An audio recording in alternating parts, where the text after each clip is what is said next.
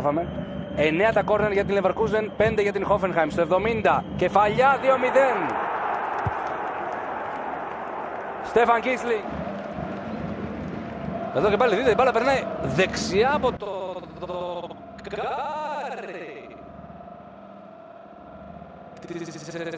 Έχει μία τρύπα εκεί πέρα τα δίχτυα.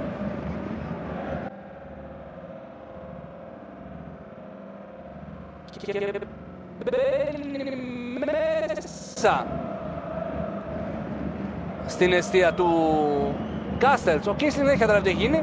Έχει δει ότι η μπάλα έχει βγει εκτός, δεν πρέπει να μετρήσει ποτέ. Εδώ, βλέπετε. Τώρα έρχεται ο Φίλιξ Μπριχ εκεί.